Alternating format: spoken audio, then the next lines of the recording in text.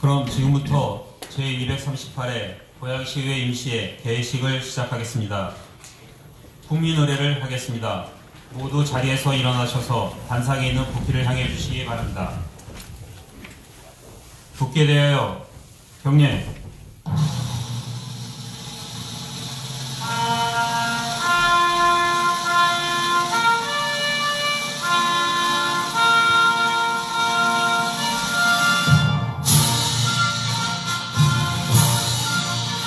나는 자랑스러운 태극기 앞에 자유롭고 정의로운 대한민국의 무궁한 영광을 위하여 충성을 다할 것을 굳게 다짐합니다.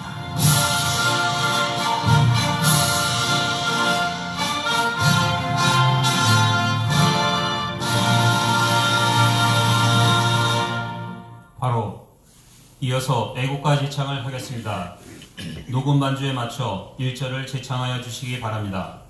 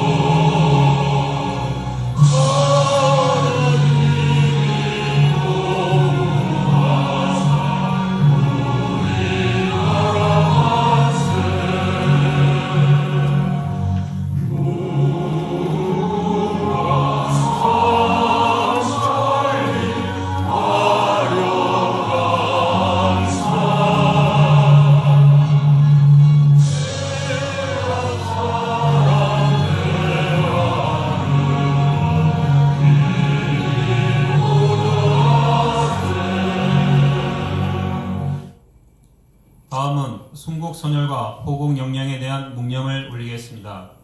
일동 묵념.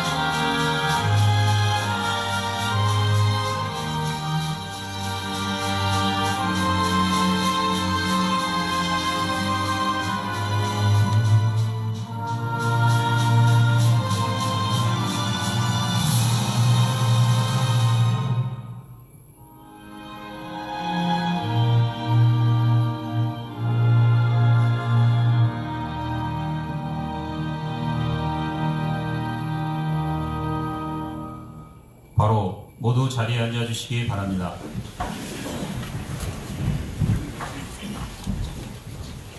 다음은 이윤수 무장님께서 대사를 하시겠습니다.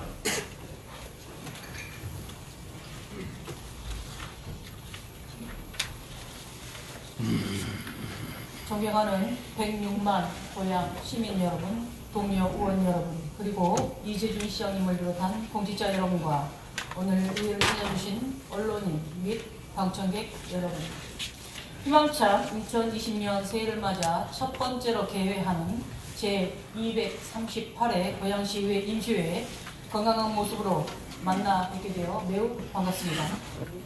올 한 해도 시민 여러분의 모든 가정에 소망하시는 모든 일이 성취되는 뜻깊은 해가 되시기를 진심으로 기원합니다. 그리고 새해 시작과 더불어 지역 현안과 민생 해결을 위해 현장에서 시민들을 위해 애쓰시는 동료 의원 여러분들께도 깊은 감사를 드립니다. 제8대 고양시 의회가 시민의 행복과 지역 발전이라는 무거운 사명감과 책임감을 짊어지고 개원한 지 1년 반이 지났습니다. 그동안 고양시 의회가 활발한 의정활동을 펼칠 수 있었던 것은 106만 시민 여러분께서 깊은 관심과 애정을 가지고 성원해 주신 덕분이라고 생각하며 깊은 감사의 말씀드립니다. 특히 지난 열린 와 지속적으로 펼쳐나가는 끈기와 용기 있는 자세로 고양시의 미래를 준비해 나가는 의회가 되겠습니다. 특히 의회 본연의 역할을 위해 시정 운영이 원칙과 시민의 눈높이에서 보편적 상식에 맞게 추진되고 있는지 꼼꼼히 살피어 집행부에 대한 견제와 협력을 균형 있게 추진하겠습니다. 지난해 나라다운 나라를 만들어달라는 국민들의 염원을 기억하면서 우리 의회는 정의와 안전, 인권, 평화, 행복, 그리고 공정의 가치가 지역사회와 시민들의 삶 속에 단단히 다져질 수 있도록 노력하는 의회, 실천하는 의회가 되겠습니다. 올해 고양시 의회는 본회의 생방송 시스템에 수어, 통역 화면을 구축하여 청각, 언어 장애인의 알 권리를 충족하고 편의를 제공하고자 합니다. 또한 역량과 전문성을 갖춘 공부하는 의회, 일 잘하는 의회가 되도록 노력하겠습니다. 그 어느 때보다 활발해진 연구단체 활동을 꾸준히 추진하고 정책 개발을 위한 정책 연구 용역비 1억 6,500만 원의 예산을 처음으로 편성하여 연구 중심의 입법 활동을 지원할 것입니다.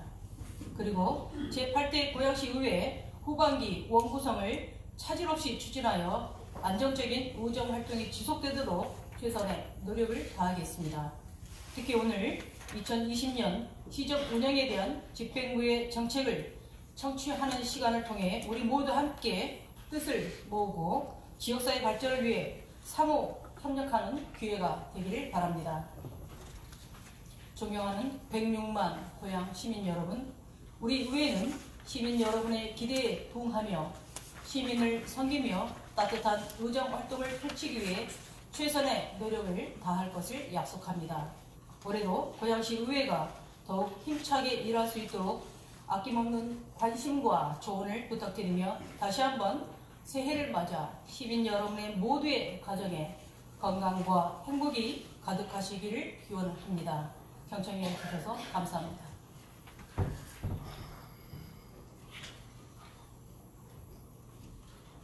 이상으로 제238회 고양시의회 임시회 개회식을 모두 마치겠습니다. 계속해서 본회의를 개회하겠습니다.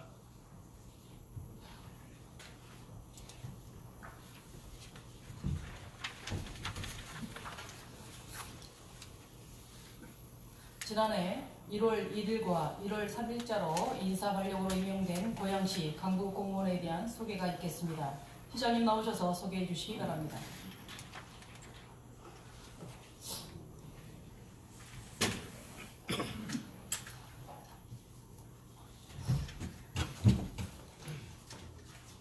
(2020년 1월 1일 및 1월 3일자) 인사발령에 따라 임용된 간부 공무원을 소개하겠습니다.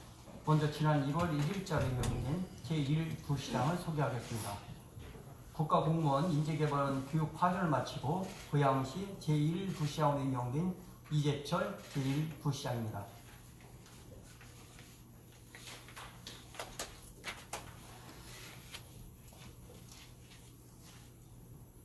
다음은 1월 3일자 인사발령에 따라 임용된 간부공무원을 소개하겠습니다. 복지여성국장으로 근무하다 일산 서구청장으로 임용된 명재성 구청장입니다. 상하수도사업소장으로 근무하다 자치행정국장으로 임용된 이재필 국장입니다. 장기교육 파견을 마치고 복지여성국장으로 임명된 박순아 국장입니다. 평생교육과장으로 근무하다 교육문화국장 직무대조로 임명된 정영한 국장입니다. 일산 동구보건소 보건행정과장으로 근무하다 일산 동구보건소장으로 승진 임명된 고병규 소장입니다. 도리관리과장으로 근무하다 푸른도시 사업소장으로 승진 임명된 장영도 소장입니다. 주민자치과장으로 근무하다 상하수 사업소장으로 승진 임명된 김훈태 소장입니다. 전략산업과장으로 근무하다 지방서기관으로 승진 임용되어 장기교육 파견 예정자인 방경동 서기관입니다. 이상으로 간부 공무원 소개를 모두 마치겠습니다.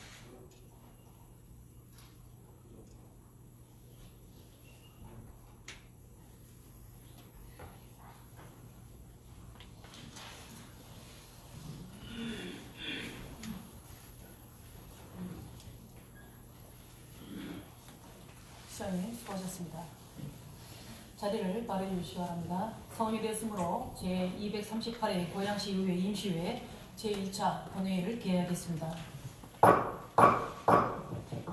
먼저 의사팀장으로부터 의사 보고를 듣도록 하겠습니다.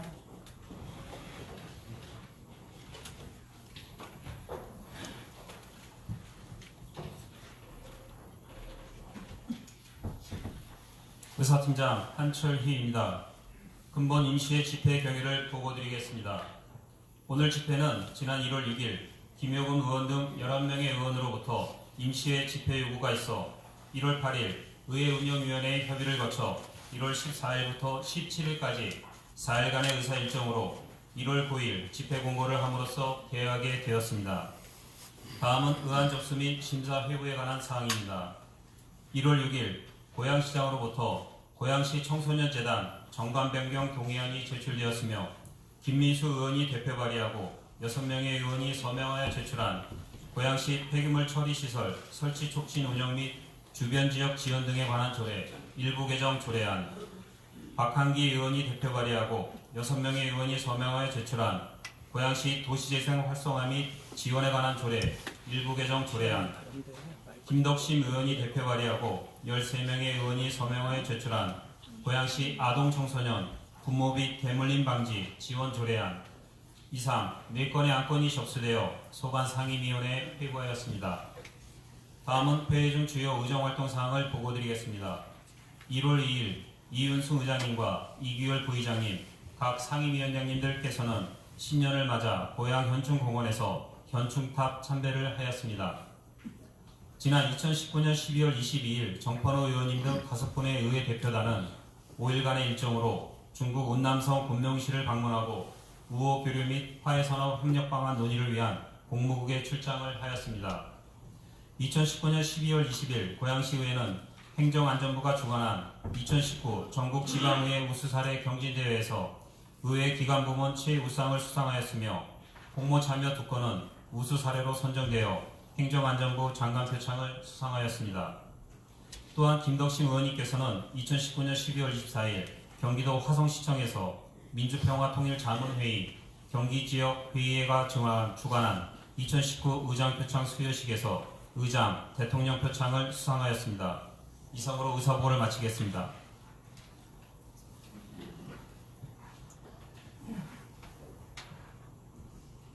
의사팀장님 수고하셨습니다. 그러면 안건을 상정하겠습니다. 의사 일정 제1항 제238회 고양시 의회 임시회 회기 결정의 건을 상정합니다. 이번 임시회 회기는 의회 운영위원회에서 협의한 바와 같이 1월 14일부터 1월 17일까지 4일간으로 정하고자 하는데 이의가 없습니까? 이의가 없으므로 가결되었음을 선포합니다. 자세한 의사 일정은 교육부에 드린 유의물을 참고하여 주시기 바랍니다. 다음은 의사 일정 제2항 2020년도 시정업무 보고의 건을 상정합니다. 이재준 시장님께서는 2020년도 시정업무 보고의 건에 대한 시정영설을 해주시기 바랍니다.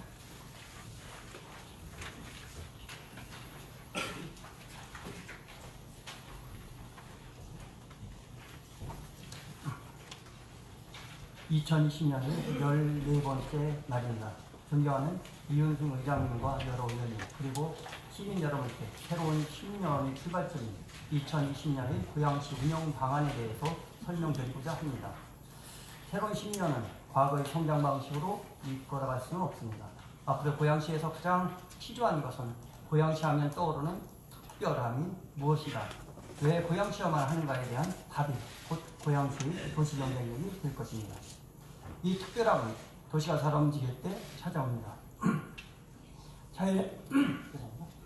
자연에서 생태계가 단순하다는 것은 곧 테이블을 의미하며 다양하다는 것은 진화의 가능성을 의미합니다. 도시 역시 여러 기능이 어우러져 활력을 지닐 때 새로운 사람과 자본이 모여들게 됩니다. 지난 수십 년 동안 고양시는 도시의 가장 기본적인 기능인 주거에 집중했습니다. 이제 사람이 살아가는 집뿐만 아니라 기업과 문화, 자연이 살아갈 수 있는 집도 함께 지어야 합니다. 지난 1년 반 의원님들의 도움으로 고양시를 새롭게 채울 미래의 집을 설계했습니다. 이를 위한 미래 예산도 약 4천억 원 적립했습니다. 일산 테크노밸리, 킨텍스 제3전시장 등 대형 개발 사업과 신청사, 광역철도, 남북협력, 그리고 도시재생, 공원조성 사업 등 더 큰 미래를 위해 마련한 기금과 특별회계입니다. 기정 목표에 따른 정책 분류는 배회 등 주요 업무 계획 책자로 발음하고 시민들이 정책에서 무엇을 얻을 수 있는지에 따라 기회, 공간, 성장, 치유, 편안함, 권리 6가지로 나누어 업무 계획을 설명드리도록 하겠습니다. 기여입니다. 2020년대는 고양시 산업구조가 새롭게 재편되는 변곡점입니다. 일산 테크노밸리, 방송 영상밸리, 킨텍스 제3전시장과 창녕 신도시 차종용지 등 모두 합하면 소도시 하나 크기와 맞먹는 100만 평에 달하는 개발 사업의 소감도가 고양시에 그려져 있습니다. 총 17만 명 일자리 20조 원의 경제 효과를 가져올 수 있는 기회입니다. 최근 경기관광공사, 경기문화재단, 경기도 평생교육진흥원 3개 기관까지 이 개발 사업이 진행되는 부지의 한가운데인 고양 문화관광단지로 이전이 결정되면서 상승 효과를 거둘 수 있게 되었습니다. 수년 동안 지지부진했던 사업이 시작이 드디어 가시화되었습니다. 일산 테크노밸리는 단 6개월 만에 구역 지정과 개발계획 수립을 마치고 1년 만에 의원님들의 도움으로 1,000억 원의 사업비를 확보하여 실질적 준비를 마쳤으며 올해부터 토지 보상에 착수하겠습니다. 일산 테크노밸리 차별화 전략은 녹색입니다. 5개 개발 사업과 호수공원, 장항습지, 한강까지 있는 10km의 녹지축은 각 개발 사업을 하나로 연결하는 4개체이자 관광 명소가 될 것입니다. 올해 현장 투자 설명회와 더불어 기업체를 찾아 1대1로 투자 유치를 전개하고 최대 10억 원의 투자 유치 보조금을 지원하겠습니다. 일산까지 연장 발표된 인천 2호선에 테크노밸리역을 유치하고 제2자유로의 테크노밸리 IC를 신설해 접근성을 더 높이겠습니다. 제3전시장 건립 시 킨텍스는 세계 22권 국제 전시장으로 진입하게 됩니다. 전시와 비즈니스, 관광이 결합된 말생산은 일반 관광보다 2배 가까운 소비가 발생하는 고부가가치 산업이지만 킨텍스 주변에는 방문객이 발길이 머물게 하거나 소비까지 이어질 수 있는 관광이나 숙박 인프라가 부족한 시점입니다. 킨텍스 제2전시장 남단 유보지를 적정한 용도로 활용할 수 있도록 계획을 수립하고 호텔 개발과 도심 공항터미널 유치를 추진해 가장 편리하고 짧은 동선으로 전시장을 오갈 수 있도록 하겠습니다. 자영업과 소비가 중심인 고양시 산업구조를 확대할 수 있도록 돕겠습니다. 4차 산업의 경쟁력을 높이기 위한 기본 계획을 수립하고 제조업 기반인 조례를 만들고자 합니다. 4차 산업 창업 교육은 물론 실내에서 드론을 날릴 수 있는 드론 R&D 센터를 연말까지 건립해 고양시가 드론 산업의 상징이 되도록 하겠습니다. 또한 고양 영상문화단지는 아쿠아 스튜디오와 연계한 종합 촬영 단지로 추진해 방송 영상밸리와 시너지 효과를 발휘할 수 있도록 하겠습니다. 평화가 찾아올 때 기회가 바로 열릴 수 있도록 준비하겠습니다. 대형 병원 6곳 등 고양시 탁월한 의료 인프라를 10분 활용해 남부의료 클러스터를 조성하고 그 첫 단계인 평화의료센터를 준비하겠습니다. 영세한 기업과 소상공인에게 더 많은 기회가 주어지도록 하겠습니다. 중소기업 특례 보증을 20년 만에 비제조업까지 확대하고 소상공인 특례 보증 규모도 확대했습니다. 또한 수제품 생산자와 사회적 기업의 가장 큰 고충은 두 번 탈루인 만큼 공동 판매 공간을 지원하겠습니다. 원당시장의 고객 쉼터를 새로 만들고 일산시장은 노후진 편의시설을 보수해 마트처럼 편안한 마음으로 찾게 하겠습니다. 공간입니다. 배타적 성격을 가진 소유의 공간과 반대로 문화, 체육시설, 공원, 거리와 같은 공유의 공간은 시민 누구나가 누리는 자유로운 공간입니다. 낡은 농협 공간을 각각 리모델링한 마을 공작소와 복합 문화예술 창작소는 비록 그 규모는 작지만 사람들이 자발적으로 모여 공동체를 만들어내는 첫 거점이자 모범 사례가 되도록 운영하겠습니다. 담장이 없는 공공의 공간인 공원과 숲도 더 많이 만들겠습니다. 호수공원을 사람과 더 가깝고 아늑한 쉼터로 만들겠습니다. 올해 1단계 사업으로 인공 폭포와 산책로를 개선하고 고향 꽃 전시관 내에 아늑한 전망 속에 책과 꽃을 함께 즐길 수 있는 복합 화해 문화공간을 운영하겠습니다. 일산 문화공원부터 호수공원까지 녹지길 연결을 시작해 공원의 접근성을 더 높이겠습니다. 7곳의 장기 미집행 공원 중 4곳은 의원님들이 협조로 마련한 공유 임야 특별 회계로 2022년까지 조성하고 행주 삼성 등 3곳의 공원은 훼손지 복구 사업으로 반영될 수 있도록 협의 추진하겠습니다. 주어진 자연 공간은 부대와 함께 사용할 수 있도록 보존하겠습니다. 파리 기후협약 준수 로드맵을 완성하고 이를 이행할 수 있는 환경 정책을 수립하겠습니다.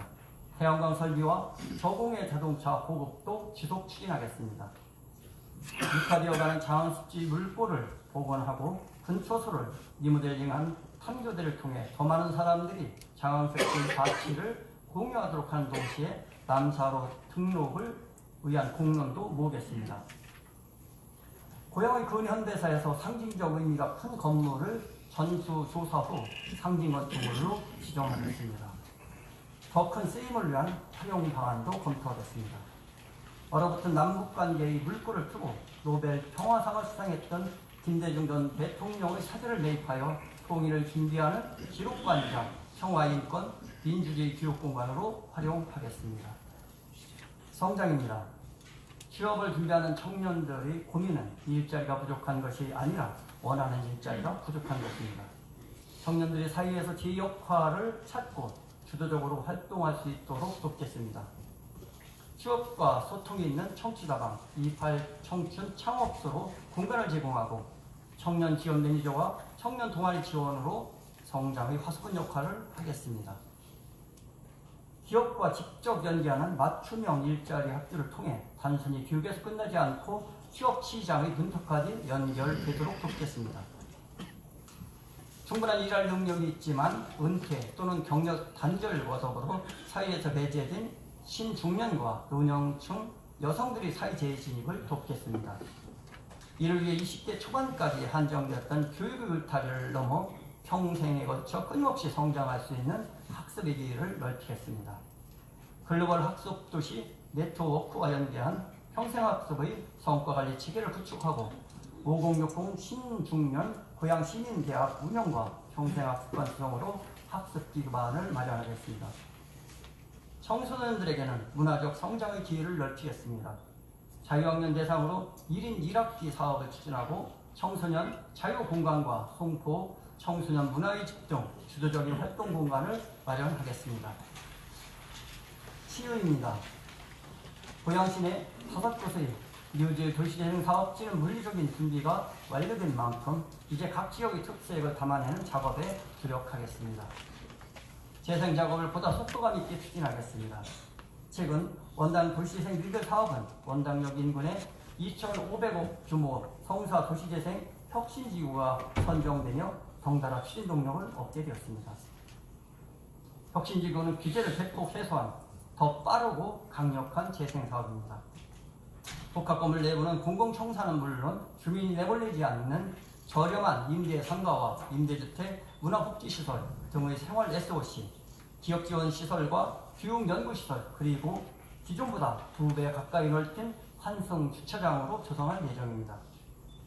전통시장과 오래된 상점이 보물처럼 가득한 원당 골목이 젊은 층 유입으로 활력을 찾는 착한 재생이 되도록 준비하겠습니다. 사업은 연내 착공해 2024년까지 완료하도록 하겠습니다. 관내 70%에 달하는 공동주택이 건립한 지 30년이 넘은 상태입니다. 국가 차원의 지원이 없는 사각지대인 만큼 시에서 리모델링 기금을 선제적으로 조성하겠습니다. 노후된 승강기와 급수관 교체도 올해 더 확대하고 상소관로를 정밀 조사하여 수돗물 사고를 사전에 방지하도록 하겠습니다. 도시와 농촌이 순환하는 접점에 있는 것이 도시농업입니다. 공공용지와 유지로 활용하거나 민간 농장을 빌려 도시 텃밭과 치유용 텃밭을 조성하고 도시농업 지원을 확대하겠습니다. 편안함입니다. 생활에 있어 혜택이나 즐거움을 주는 것뿐 아니라 불편함이 없는 상태를 만드는 것도 복지입니다.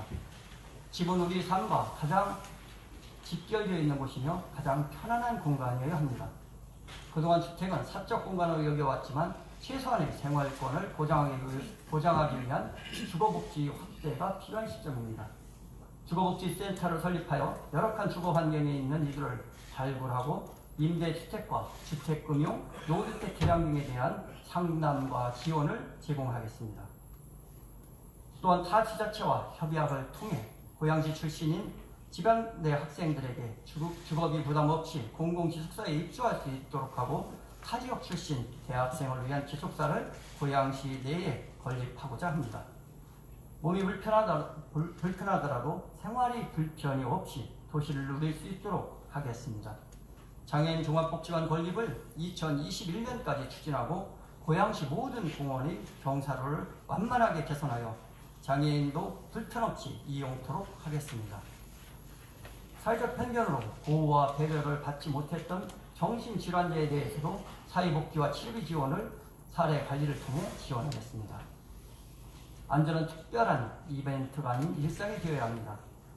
교육공간이었던 시민안전교육장을 2021년까지 몸으로 직접 배울 수 있는 체험 공간으로 조성하겠습니다. 지난해 백석동 땅꺼짐이라는 안타까운 사고와 토당동 화재가 있었습니다. 재발을 방지하기 위해 필로티 구조 건축물에 대한 근본적인 제도 개선과 연약 집안에 대한 대책을 마련하겠습니다. 화재, 대중교통사고, 스쿨존 사고 등 예기치 못한 사고에서 경제적 보탬이 될 수 있는 시민안전보험도 적극 운영하고 홍보하겠습니다.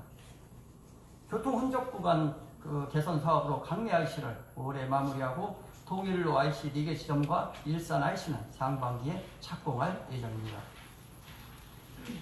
보행자가 차량보다 먼저 길을 건너는 우선 출발 신호를 100곳에 도입하고 소유지역 곳곳을 찾아가는 누리버스를 올해 개통하겠습니다.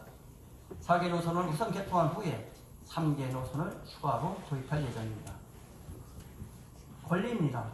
노동권익센터를 상반기에 개소하여 노무상담, 법률 상담을 통해 적시의 권리를 찾고 휴식과 배움도 얻을 수 있는 편안한 공간으로 운영하겠습니다. 학교 밖 대안교육기관을 지원하고 청소년들의 자치와 문화 활동도 지원하여 가장 기본적인 교육권을 놓치지 않도록 하겠습니다. 사법서비스 격차를 해소하기 위한 고양시의원의 지방법원 성격 운동은 상반기 20만 명 시민 성명 운동을 마무리하고 총선 시 국회의원 공약화를 통해 실현 가능성을 높이겠습니다. 끝으로 올해는 경기도 종합체육대회가 열리는 해입니다. 일수로는 보름도 안 되는 짧은 기간이지만 이 기간이 고양시 스포츠와 경제에 활력을 불어넣을 수 있도록 조직뿐만 아니라 인간과 긴밀히 협의하겠습니다. 정책의 집행은 발굴보다 중요한 과정입니다. 많은 정책들이 시민들이 체감은커녕 교감도 얻지 못한 채 사라지는 현실에서 정책의 온도를 사람의 체온에 더 가깝게 맞추겠습니다. 시민과 더 많이 정책을 공유하겠습니다. 아울러 시대와 여건이 빠르게 변해가고 있지만 많은 정책들이 시행 전에 이미 때를 놓치는 일이 허다합니다. 이제는 가능한가의 물음보다 지금 무엇을 할 것인가의 다짐으로 한 해를 시작하겠습니다. 의원님들의 아낌없는 협력과 감독을 부탁드립니다. 경청해 주셔서 감사합니다.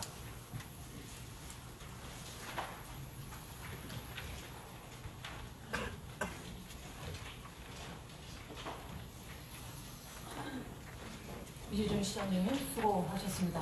다음은 5분 자유 발언을 진행하겠습니다. 5분 자유 발언을 하실 의원님은 모두 7분입니다. 5분 자유 발언 시작에 앞서서 의원님 여러분들께 몇 가지 당부의 말씀을 드리겠습니다. 고양시의회 회의 규칙에 따르면 5분 자유 발언은 의회가 심의적인 안건 및 시정, 주요 사안에 관한 의견을 발언한 것으로 발언 신청서에 기재하신 발언 취지 및 내용의 한도 내에서 발언하셔야 하며 의장에게 사전에 허가받지 않은 내용의 발언은 할 수 없도록 규정하고 있습니다. 원활한 회의 진행에 협조하여 주시기 바랍니다. 그럼 지금부터 5분 자유 발언을 진행하겠습니다. 발언 순서에 따라 김서연 의원님 나오셔서 발언해 주시기 바랍니다.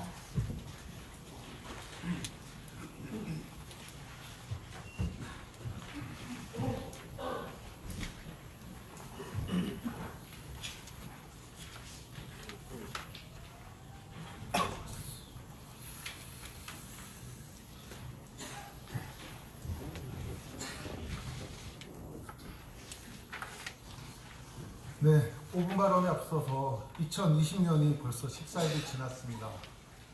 늦은 듯하지만 고향 시민 여러분 새해 복 많이 받으십시오. 안녕하십니까. 백석동 장항동이 지역구인 고양시의원 김서연입니다. 현재 고양시청사는 1983년 고양군 시설에 건립되어 37년의 세월을 고양 군민과 고양 시민이 함께한 역사적 공간인 것입니다. 그 세월 속에서 고양시 인구는 5배 증가하여 106만의 도시가 되었습니다. 그에 걸맞는 행정 처리를 하기에는 지금의 고양시청사가 역부족이라는 것은 더 이상 설명이 필요 없는 모두가 공감하는 부분입니다. 근본 신청사 입지 선정위원회 구성을 보면 고양시 제1부시장을 위원장으로 고양시 집행부 4명, 전문가 교수 4명, 기업 민간단체 3명, 역사학자 1명, 고양 도시관리공사 1명, 고양시의원 3명, 총 17명으로 구성되어 있습니다. 고양시 신청사 입지 선정원의 설치 및 운영에 관한 조례 제3조 1항 신청사 입지 선정의 위원회 구성은 25명으로 한다라고 명시되어 있는 것은 다양한 의견을 되도록 많이 수렴하고 고양시 신청사 입지를 신중히 결정하여야 한다는 뜻인데, 조례에 정한 25명 중 17명만 선정한 것은 많은 아쉬움이 있다는 것을 지울 수가 없습니다. 또한 고양시의원 3명을 제외한 나머지 위원은 집행부와 직간접적 관계가 형성되어 있어 공정성에 대한 의구심을 가질 수도 있다는 말씀을 안히 드릴 수도 없습니다. 어제 날짜 2019년 1월 3일 고양신문 신청사 후보 기사를 보면 현 고양시청 자리, 고양소방서 일원, 주교 제1공영주차장 일원, 덕양구청역 시부지, 대곡역 일원 후보지로 한다라는 기사가 어제 날짜로 발표가 되었습니다. 고양신문 기사의 위치는 삼척동자도 예상할 수 있는 지극히 상식적인 신청사 후보지라고 이해하고 오해 없이 경청해 주시면 감사하겠습니다. 참고로 신청사 후보 위치는 주민들의 갈등을 고려해 비공개로 진행하고 있음을 말씀을 드립니다. 2019년 12월 30일 고양시 총인구 106만 명 중 덕양구 인구가 46만 명, 서구 인구 30만 명, 일산 동구 29만 명. 덕양구는 서울과 가까운 지리적 특성으로 삼송, 덕은, 직축, 향동지구, 창릉 3기 신도시까지 개발이 진행되고 있습니다. 이제 곧 덕양구는 덕양 북구, 남구, 덕양구 청사 신설이 하나 더 필요하다는 것을 모두 다 알 수 있습니다. 2019년 5월 7일 국토부에서 창릉 3기 신도시 발표 후 1기 신도시 주민들이 상대적 박탈감이 얼마나 컸었는지는 더 이상 설명드리지 않겠습니다. 본 의원이 1기 신도시 주민분들의 마음을 충분히 공감하고 더 낮은 자세로 신도시 주민분들의 말씀을 경청하고 듣겠습니다. 또한 본 의원은 고양시 창릉 3기 신도시가 고양시의 새로운 발전의 기회가 될 것이라는 소신에는 변함이 없습니다.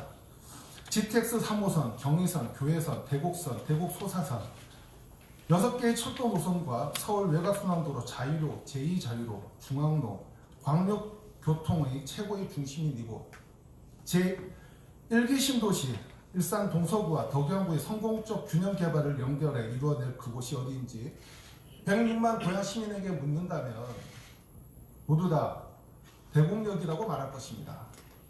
고양시는 2019년 6월 18일 지명위원회를 개최해 대곡역을 고양중앙역으로 명칭 변경하였습니다. 이제 곧 국토부의 명명심의위원회를 거쳐 최종 확정되면 고양중앙역으로 불리게 될 것입니다. 왜 고양시는 대곡역을 고양중앙역으로 변경하였을까요? 그것은 고양중앙역이란 말처럼 지금의 대곡역은 고양시의 중심이라는 것을 상징적으로 말해주고 있습니다. 이재준 시장님께서 말씀하신 고양시 신청사 위치 선정 기준으로 민선 7기 철학을 반영하는 상징성, 시민의 편의를 위한 접근성, 균형 발전 적합성을 고려한다면 지금의 대공역 이론에 고양시 신청사가 건립되어야 한다고 말씀드리고 싶습니다. 이재준 시장님께서 국토부와 창릉 3기 신도시 위치 선정 협상 과정에서 이뤄낸 많은 성과 중 고양시 교통대책으로 고양선 14.5km, 신설 역사 7개소는 높이 평가받아야 한다고 생각합니다. 고양시 신청사가 대공역 이론으로 결정되었다고 가정해서 말씀을 드리면 신설된 고양선 7개 역사 중 하나의 역사면은 식사 풍동역으로 고양선 지하철 노선도에 있을 것입니다. 이것이 진정한 고양시 균형 발전이라고 생각합니다. 존경하는 이재준 시장님, 본 의원은 백석동 장항구가 지역구인 고양시의원입니다. 대구동의 대장동, 식사동, 풍동, 본 의원과 직접적 이해관계가 없는 5분 시간이 지나서 마이크가 꺼졌습니다. 고양시 신청사 위치 결정은 고양시 병원 대리를 위한 준비이자 시작일 것입니다. 본 의원의 진심 어린 직원을 꼭 기억해 주시고 이재준 시장은 또한 본 의원과 뜻을 함께 해 주실 것을 강조드립니다.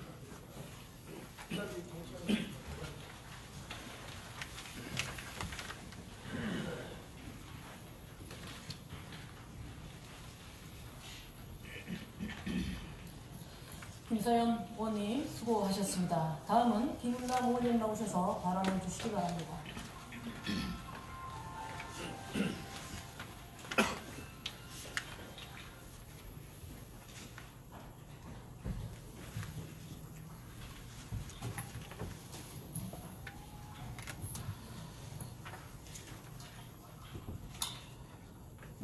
안녕하십니까. 대화동 일산 삼동이 지역구인 더불어민주당 김은남 의원입니다. 몇 주 전 지역구 주민으로부터 받은 가슴 먹먹한 손편지입니다. 그 편지를 읽으며 5분 자유 발언을 시작하겠습니다. 안녕하세요. 저는 힐스테이트 일산으로 이사온 5살 2살 아이 2명을 둔 가장입니다. 와이프와 저 모두 서울에서 맞벌이를 하고 있지만 고양시가 사람 살기 좋고 아이들 키우기 좋은 도시라는 얘기를 듣고 서울에서 이사를 오게 되었습니다. 새로운 도시, 새로운 집으로 이사 왔다는 기쁨도 잠시, 힐스테이트는 어린이집을 설치할 수 있는 장소가 마련되어 있으나 지구단위 계획 용도에는 노유자 시설이 지정되지 않아 어린이집 설치가 불가하다는 이야기를 들었습니다. 고양시는 아이들은 안중에도 없는 도시, 사람보다 킨텍스 지원이 중요한 도시가 되어버렸습니다. 하루빨리 이 도시를 떠나고 싶습니다. 조속히 지구단위 계획 변경을 통해 우리 아이들이 걸어서 어린이집에 갈 수 있게 해주세요. 비록 작은 목소리일지 몰라도 귀 기울여주는 한 사람을 만나기 바라며 2019년 12월 힐스테이트 입주민 올림 이렇게 편지를 끝맺었습니다. 이재준 고양시장님, 고양시는 부족한 국내 전시공간 확보를 위하여 1998년 수도권 종합전시장 건립 계획을 수립하였고 한국 국제전시장과 함께 전시산업 발전의 목적으로 전시 지원 및 숙박 기능을 주기능을 하는 대형 복합용도시설 등이 입주할 수 있도록 하였습니다. 그러나 고양시는 2012년 12월 킨텍스 지원부지를 매각하였습니다. 처음 매각 공고를 하고 매각 진행이 잘 안되었는데 그 이후 오피스 의무 비율인 지구단위 계획을 변경하여 건설사의 부지를 매각하였습니다. 자료화면에서 보시는 바와 같이 오피스 의무 비율은 25% 이상에서 12.5% 이상으로 변경하고 오피스텔 제한 비율이 25%였던 것을 삭제하여 주거용 오피스텔을 신축할 수 있도록 완화하였습니다. 이에 고양시 킨텍스 지원부지에 전시 지원 및 숙박을 주 기능을 하는 역할을 스스로 져버리며 약 8,500세대가 넘는 주거 기능의 역할을 하는 아파트 단지가 들어서고 이제 지원부지 역할보다는 주민 주거단지가 되었다는 것은 주주의 사실입니다. 주거단지 기능에서 중요한 역할을 하는 것은 노유자 시설입니다. 노유자 시설이라 교육 및 복지시설 군에 속하는 시설로서 영유아 보육시설, 아동복지시설, 노인복지시설 등입니다. 화면의 사진에서 보시는 바와 같이 현대이스테스 단지, 포스코 더샵, 개방, DMC 등의 단지 내의 어린이집 시설만 안배해놓고 노유자 시설 설치와 관련한 법률상의 문제로 각 단지의 어린이집이 인가되어 있지 않나 어린이들은 단지 내 어린이집을 두고 멀리 다른 곳에 위치한 어린이집으로 가고 있는 현실입니다. 주거단지의 기능을 하는 아파트 단지를 만들어 허가를 했으면 주민 편의시설을 준비하는 것은 당연한 것 아닙니까? 고양시는 지금 이 사태의 심각성을 알고도 대책 마련을 하고 있지 않는 것으로 보이는데 도대체 이 사태에 관심이 있는 것인지 의문이 듭니다. 문재인 정부는 대통령 직속 저출산 고령사회위원회를 설치하여 영유아의 공백 없는 돌봄 정책과 국공립 어린이집 확충 등의 정책을 제안하였습니다. 저출산 문제의 해결을 어린 자녀의 돌봄에 중점을 준다는 것은 정책의 핵심이기도 합니다. 이재준 시장님은 사람 우선 정책을 하겠다고 하였고 고양시에서도 저출산 문제를 인식하여 그 중심의 정책을 만들겠다고 약속하였습니다. 이재준 고양시장님, 킨텍스 지원부지 노유자 시설과 관련하여 세월 민원으로 117건의 민원이 접수되었습니다. 집단 민원, 1인 시위 등 주민의 원성을 어떻게 듣고 계십니까? 담당 부서는 원론적인 답변만을 내놓으며 해결의 준비도 없이 1년에 넘는 시간을 허비하고 있습니다. 자녀를 둔 주민들의 간절한 마음을 담아 간곡히 부탁드립니다. 이에 대한 실질적 대책을 마련해 주시기 바랍니다. 경청해 주셔서 감사합니다.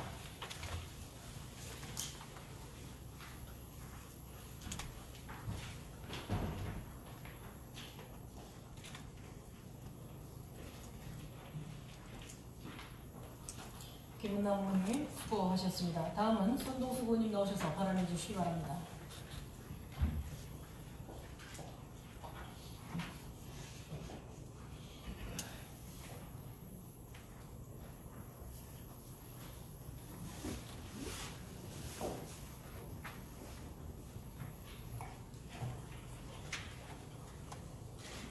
안녕하십니까. 장항 1, 2동, 백석 1, 2동이 지역구인 자유한국당 손동수 의원입니다.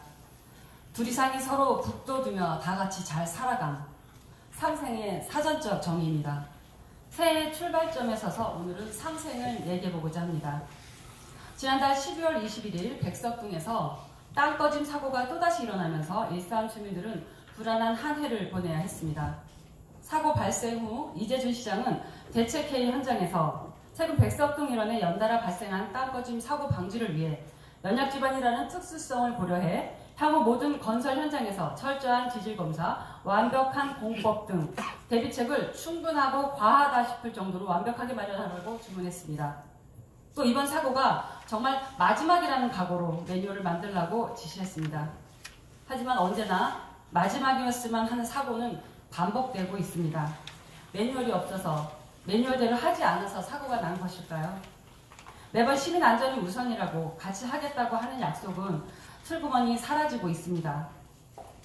모든 사고에는 사전 징조가 있습니다. 현실적으로 찾아내기 쉽지 않은 원인은 실무자의 관심과 희생과 노력으로 사고를 사전에 막을 수 있습니다. 사고에 대처하는 우리 시의원들은 부여된 책무를 제대로 수행해야 합니다. 사고의 원인을 규명하고 사고의 재발을 방지하여 시민들의 안전 확보가 우선 책무이며 더 나아가 시민들의 말을 경청하고 시민들의 마음을 살피고 시민들의 생각에 공감하는 자세야말로 시의원들의 능동적인 자세라 할 수 있습니다. 공무원들도 마찬가지입니다. 진정 시민들을 위한 자세로 업무에 임해야지만 시민들이 공무원에게 맡긴 책무를 완수하는 능동적인 자세라 할 수 있겠습니다. 조그마한 사사로운 이해관계와 당장의 눈앞의 이익만을 추구한다면 시민들의 자유와 권리를 침해하는 올바르지 못한 과오를 저지르게 되는 것입니다. 저는 2018년 사망사고가 발생한 백석역 인근도로 온수강 파열 사고 후 5분 발언 시 백석을 포함한 일산 신도시 도로는 언제 터질지 모르는 비무장 지대 지뢰라고 언급한 적이 있습니다. 대형 사고를 방지하기 위해 민간합동 TF팀을 만들어 달라고 제안도 했습니다. 저 또한 5분 자유 발언 후 문제점만 제시하고 지속적인 관심을 가지지 못한 것에 대한 잘못을 인정합니다. 이렇게 시민들의 안전을 위해 지속적인 관심을 가져야 할 시의원인 저와 공무원들은 깊이 반성을 해야 합니다. 우리 모두는 관행이라는 무서운 고정관념에 사로잡혀 있습니다. 그래서 업무도 관행처럼 하고 있습니다. 우리 모두가 과연 자신의 위치에서 자기의 몫을 하고 있나 생각해 보아야 합니다. 그렇게 해야 백석당 꺼짐 사고의 천재지변처럼 보이는 인재를 미연에 방지할 수 있기 때문입니다. 하지만 모두가 관행에만 빠져 있지는 않습니다. 여기 상생을 위한 고양 시민들의 작은 희생과 노력이 있습니다. 항공대학교 학생들이 진행한 프로젝트에서 화전 사장님 기충전 사업이 식당, 카페, 주점 등 화전 옆거리 외식업소를 각각 한 곳씩 연결해 상점 활성화 아이디어를 실현하는 방식으로 진행되었습니다. 내부 인테리어를 바꾸고 공간 리뉴얼도 제안하고 대표 메뉴를 정리하며 매출이 60% 이상 상승하는 성과도 나타나 폐업을 고민했던 사장님들이 새로운 용기와 희망을 한껏 충전했습니다. 또한 원당 시장 상인회는 노점 상인들과 시장 발전을 기원하며 함께 파이팅을 외치고 있습니다. 원당 시장 상인회는 지난해 노점상 25개를 회원으로 받아들이고 시장 발전을 위해 힘을 모으기로 했습니다. 30여 년간 대립각을 세우던 시장 상인회와 노점상이 싸움을 끝내고 상생하기로 결정한 것입니다. 상인회가 노점을 껴안자 노점도 다 같이 잘해보자는 마음으로 시장 활성화에 적극적으로 나서고 있습니다. 고양시 관계자들이 맡은 바 자리에서 최선의 안을 구상하고 그것을 실천한다면 고양 시민들은 최선을 다해 본인의 소임에 충실할 것입니다. 그것이야말로 진짜 상생하는 길이며 서로 협업하는 길일 것입니다. 진짜 상생은 구성원 모두 하나하나가 희생하고 노력할 때 가능합니다. 그러기 위해서는 고양 시민들이 최선을 다해 생활에 매진하고 있을 때 고양시 관계자들은 시민의 안전을 최우선으로 도모해야 합니다. 손자병법의 저자 손무가 남긴 13가지 싸우지 않고 이기는 방법 중 첫 번째가 투윤장산입니다. 주춧돌이 젖어 있으면 우산을 펼칠 것을 생각하라. 반드시 의미를 되새겨볼 필요가 있습니다. 각자의 자리에서 희생하고 노력하는 시민들이 있기에 저는 2020년의 상생을 믿어보고자 합니다. 5분 자유발언을 마치겠습니다. 당청해 주셔서 감사합니다.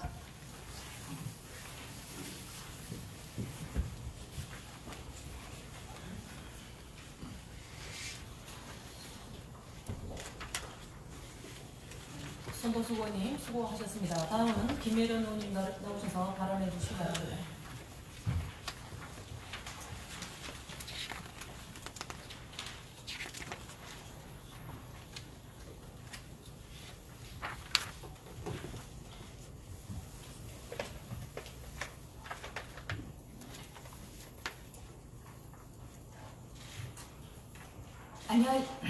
안녕하십니까. 마두 1, 2동, 일산 2동, 정발산동을 지역구로 둔 더불어민주당 김혜련 의원입니다.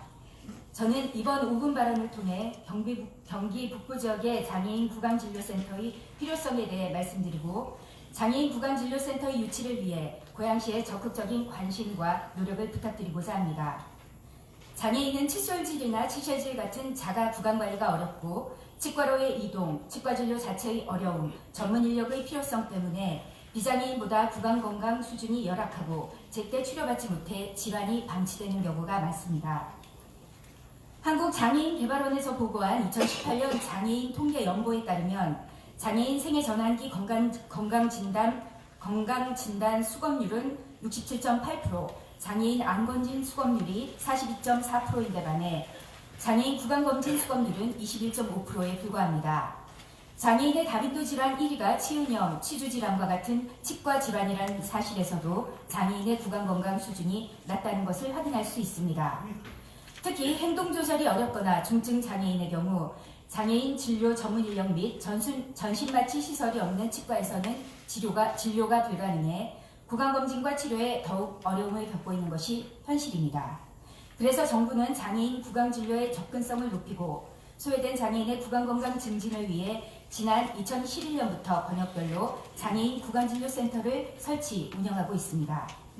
권역별 장애인 구강진료센터란 정부의 장애인 치과진료 종합대책에 근거, 국공립의료기관과 치과 전문병원을 중심으로 장애인을 위한 치과 진료실을 설치하도록 시설, 장비 운영에 관한 비용을 지원하는 사업입니다.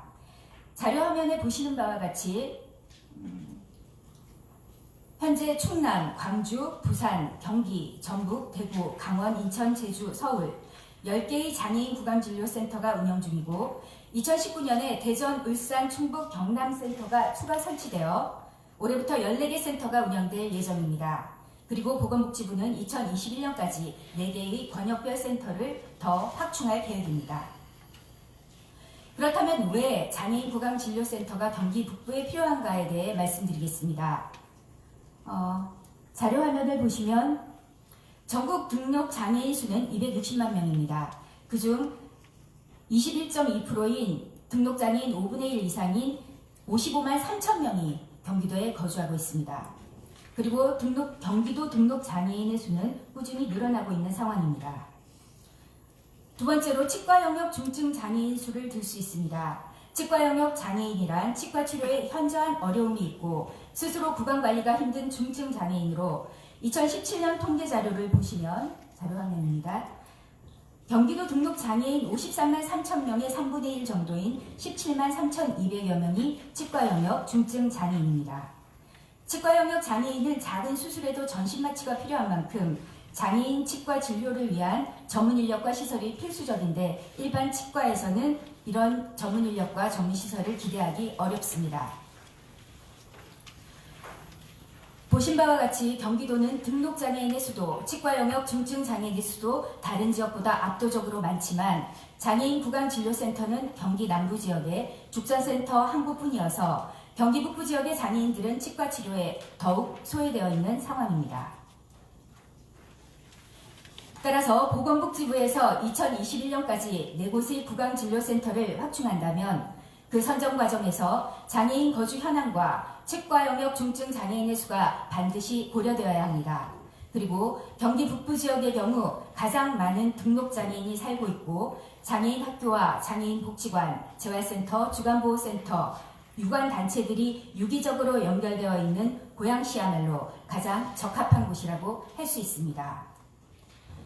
고양시의 장애인 전문 구강진료센터가 설립된다면 장애인들의 치과치료 서비스에 대한 접근성을 높이고 체계적인 장애인 구강질환 예방 및 치료 사업을 수행할 수 있습니다. 또한 교육기관, 보건소 등과의 협력을 통해 장애인 치과 전문 의료 인력 양성과 장애인 구강보건 교육, 진료 서비스 모델을 구축하는 역할을 담당하게 될 것입니다. 장애인 구강진료센터는 장애아를 자녀로 둔 부모님들의 오랜 수건이었습니다. 장애인 구강진료센터 설치를 계기로 지역사회 내 장애인들도 의료 기본권인 치과 의료 서비스를 가까운 곳에서 적시에 받을 수 있도록 고양시와 동료 의원님 그리고 이 자리에 계신 모든 관계자님들의 깊은 관심을 요청드립니다. 경청해 주셔서 감사합니다.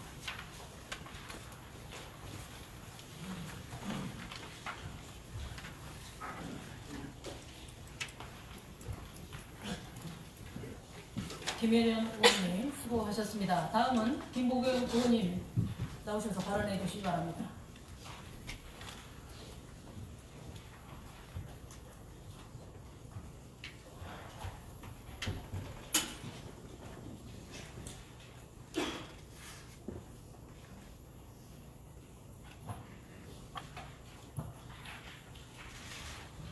안녕하십니까.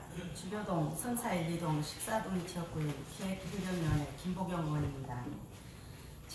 지방자치발전에 따라 주민복지 증진과 생활환경 개선, 지역경제 활성화 등의 산업은 날로 확대되고 있고 이에 따른 지방재정 수요 또한 급격히 증가하고 있으며 앞으로도 더 많은 재정이 필요할 거라고 생각합니다. 따라서 권 의원은 이에 대한 재정 수요 대책으로 고양시 세액 수입 확보에 대한 방안에 대하여 5분 자유 발언을 하고자 합니다.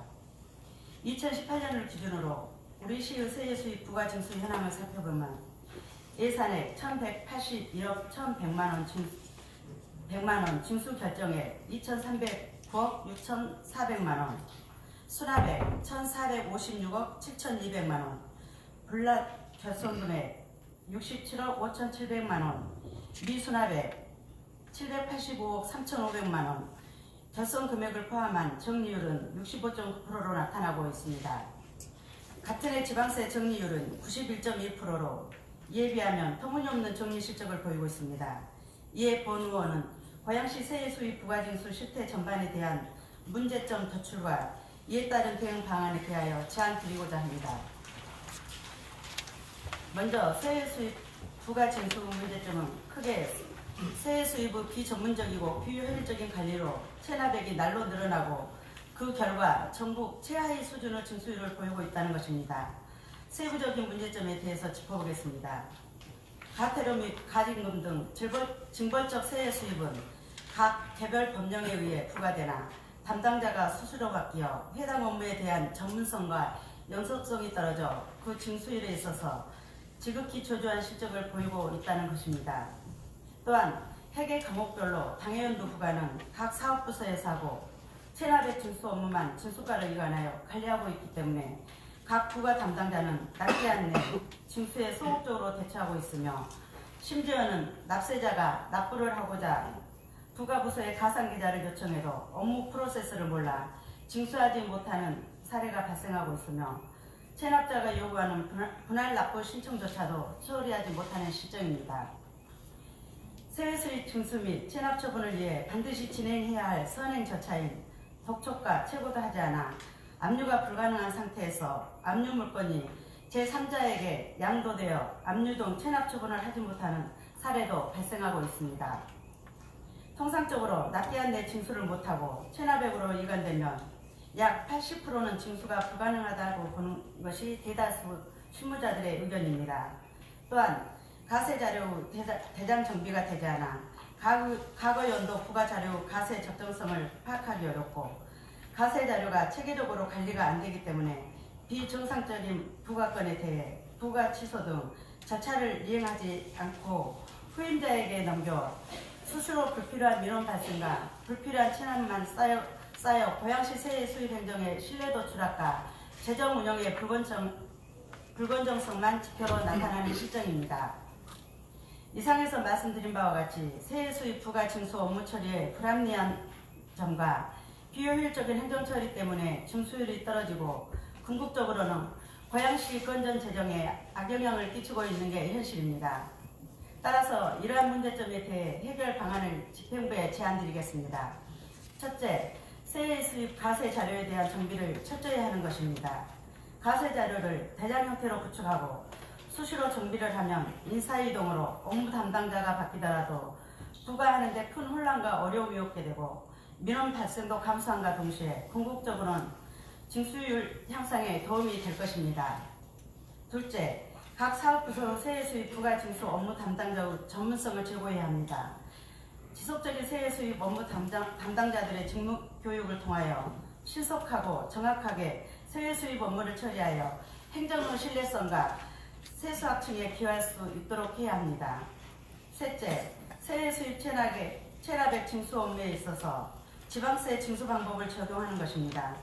예를 들면 지방세 분야의 고액 체납자 징수를 위한 징수기동팀이 있듯이 세액 수입 징수 분야에도 징수기동팀을 신설하여 추진하는 방안이 있을 수 있습니다.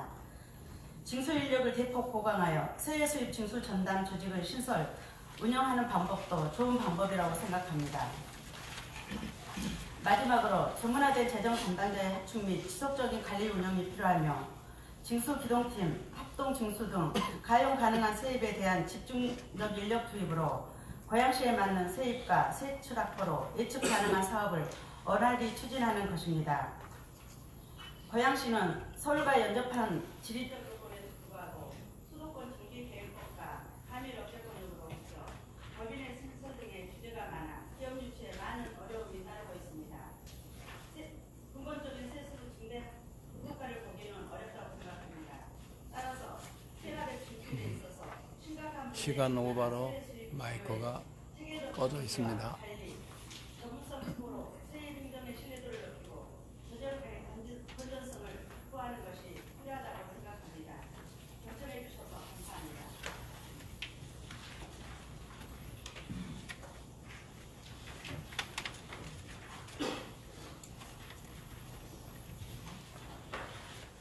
김보경 의원님 수고하셨습니다. 다음은 조윤수 의원님 나오셔서 발언해 주시기 바랍니다.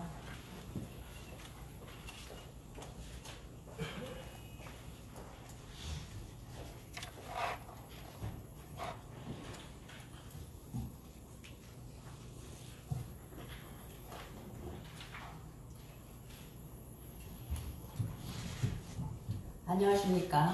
고흥동, 중산동, 흥산동이 지역구인 환경경제위원회 조연수 의원입니다.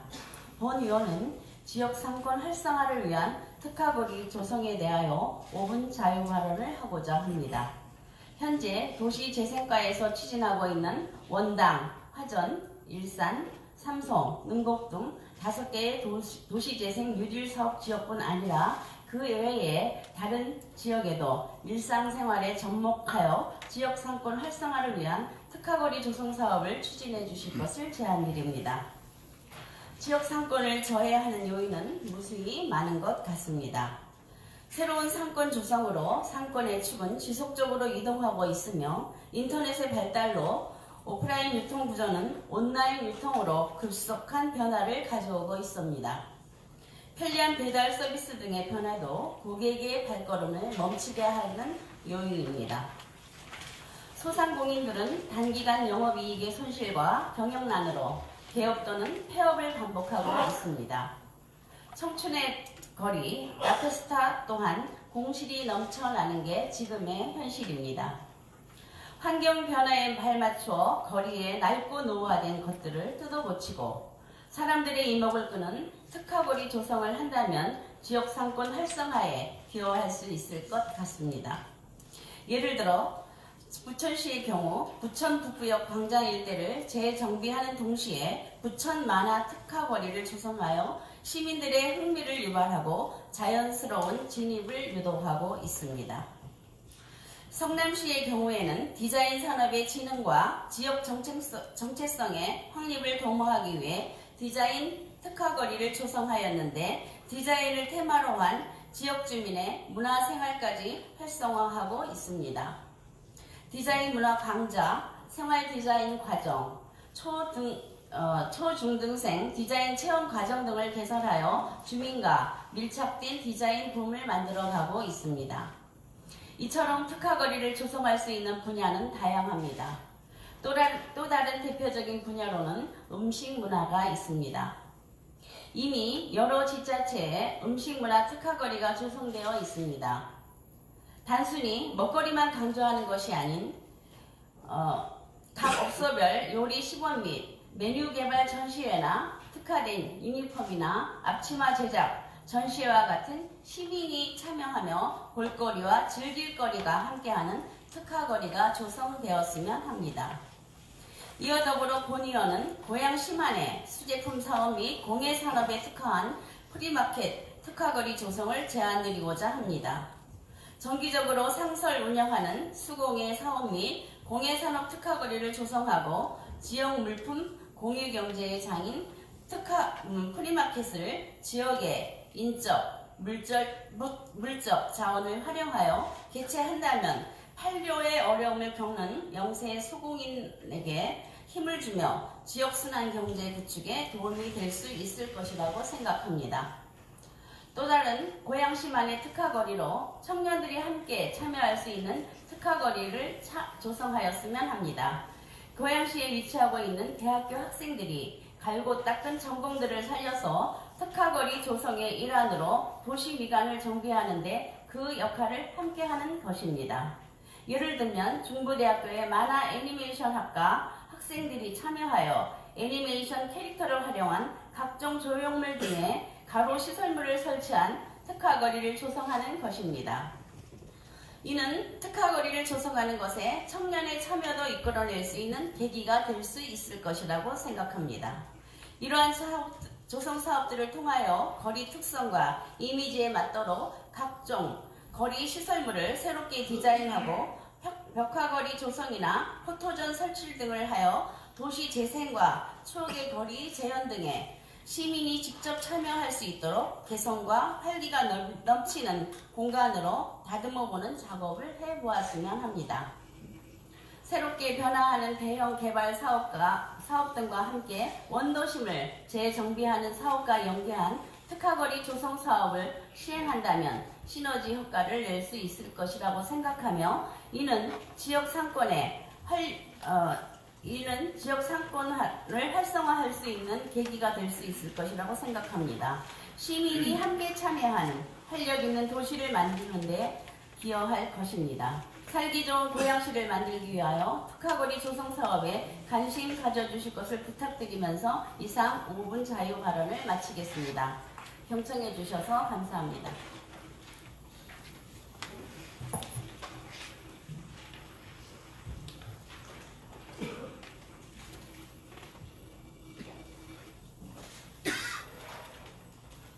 조인숙 의원님 수고하셨습니다. 다음은 심웅순 의원님 나오셔서 발언해 주시기 바랍니다.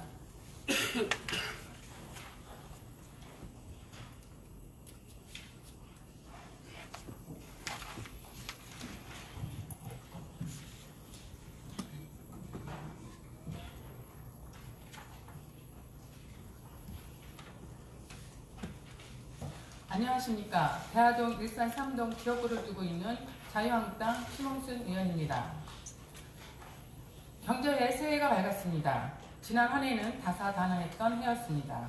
새해를 맞이하여 최근 이재중 시장이 작성한 신년사 내용에는 2020년 일자리와 자족시설 등 성장 동력에 주력할 것이며 고향을 이끌 개발 사업을 추진하여 행복한 삶을 누릴 수 있는 사업터를 만들어 나가는 데 주력하겠다고 하였습니다.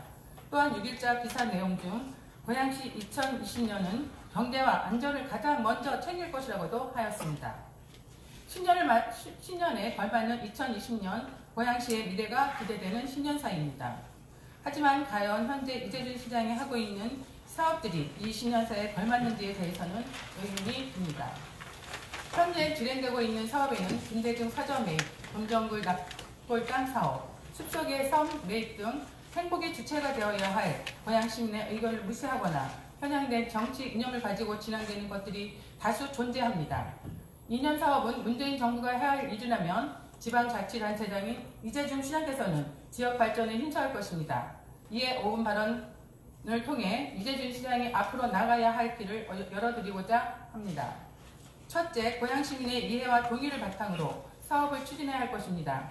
김대중 사저 매입, 금정굴 납골당, 숲속의 섬 매입 등은 고양시 재원으로 추진하는 사업입니다.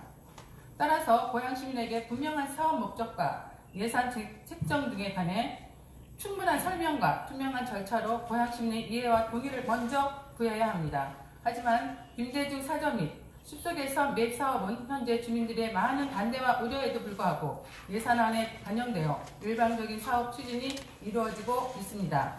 시민 자체는 CCTV와 가로등 설치, 버스 정류장 현다와 열악한 도로 정비 등 재정이 부족하다는 이유로 해결하지 못한 지역 현안들이 있음에도 불구하고 김대중 사전 매입 사업에 수십억의 예산을 집행하는 것에 대한 의문점을 제기합니다.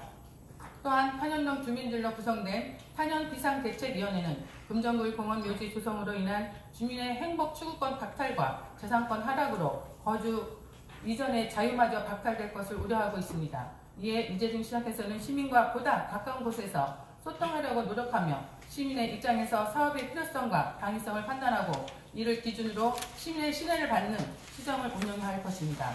둘째, 정치적인 이념 사업이 아닌 시민의 이익과 지역 현안에 맞는 보다 현실적인 사업을 추진해야 합니다. 작년 여름 장세영 구미시장은 박정희 대통령 역사자료관 명칭에서 박정희를 빼고 구미 근대사 박물관이나 구미 공영박물관으로 변경을 제안했지만 논란 끝에 박정희 유물전시관으로 결정되는 등 큰 논란이 발생한 적이 있었습니다. 그리고 40년간 구미시 직제에 있었던 새마을가의 폐지도 문재인 대통령이 새마을 운동에 대한 긍정적인 평가지 유지하기로 결정하는 모습을 보여 일방통행 행정이라는 평가의 목소리가 제기되었습니다. 이는 현재 이재준 시장이 추진하고 있는 김대중 사전 매입 사업과 비교해보면 현실적인 사업보다는 정치적 이념을 더 추구하고 있다는 점에서 유사점을 발견할 수 있습니다.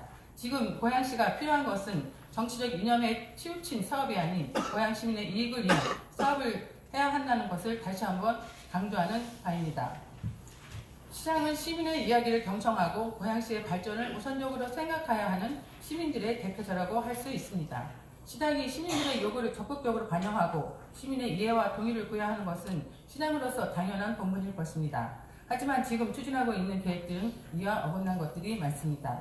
지금과 또 다른 20년을 담아 새로운 도시를 그려낸다면 고양시는 우리가 꿈꾸는 모습과 닮아 있는 것이라고 이재준 시장께서 말씀하셨듯이 우리라는 단어에 고향 시민이 함께 있는 것인지요. 꿈꾸는 모습이 시민이 아닌 이재준 시장만의 모습이 아닌지 되돌아볼 수 있는 기회가 되었으면 합니다.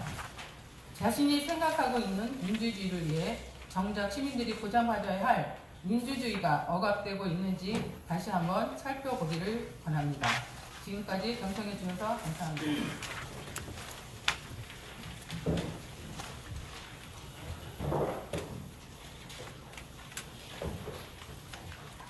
심홍순 의원님 수고하셨습니다. 다음은 고양시 의회 회의규칙 제46조 1항에 따라 이번 임시회의 기간 동안 회의록에 서명하실 의원님 두 분을 선임하겠습니다. 이번 회의는 순서에 따라 강경자 의원님과 김덕심 의원님께서 수고해 주시기 바랍니다.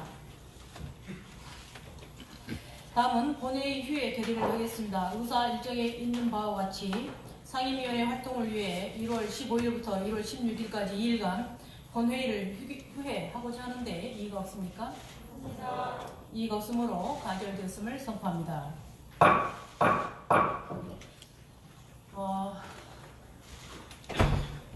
이번 연초에 단행한 정기 인사와 관련하여 시 집행부와 인사협의 문제로 갈등을 빚고 있다는 일련의 사안에 대해 이 자리를 통해 몇 가지 말씀을 드리고자 합니다.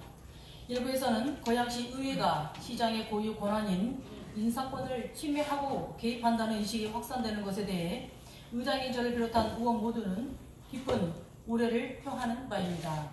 지방자치법에 따라 인사협의를 하는 과정에 있어 다소 의견을 달리하는 부분이 있었지만 고양시 의회는 시장의 고유 권한인 임용권과 인사원칙을 존중하고 있으며 시장의 권한에 대해 부당하게 개입하거나 월권을 하려는 의도는 전혀 없음을 밝히고자 합니다.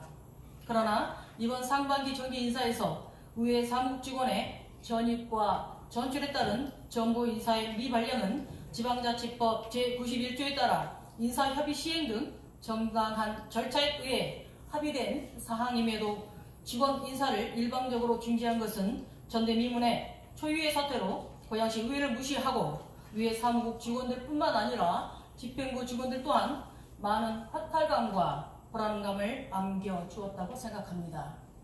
이 부분에 대해서는 고양시 의회 의장으로서 깊은 유감의 뜻을 표하며 이와 관련하여 책임있는 조치가 있어야 할 것으로 생각합니다. 의회 사무국 직원들 또한 시장의 임용권 행사의 범위 안에 있는 소중한 고양시 직원들입니다. 업무상 과실에 따른 징계나 특별한 사유가 아닌 단지 의회에 근무한다는 이유로 직원들의 전부를 제한하는 등 인사상 불이익을 받지 않게 되지 않았나 하는 생각을 떨쳐버릴 수가 없습니다. 이는 향후에도 좋지 않은 선례로 남지 않을까 심히 우려가 됩니다.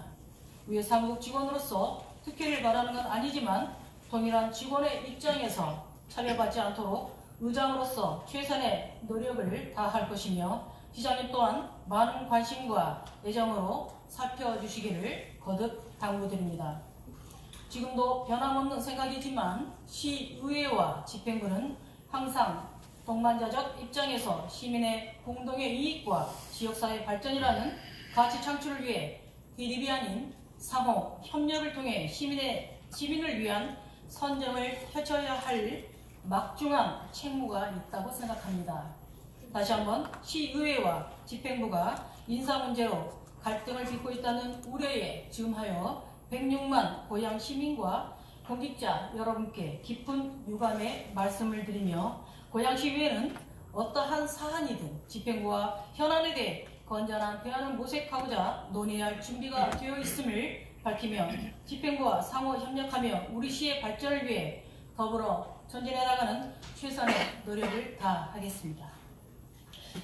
오늘 본회의는 이것으로 마치고 제2차 본회의는 1월 17일 오전 10시에 개의하여 각 위원회에서 심사보고한 안건을 심의 의결하겠습니다. 사내를 선포합니다.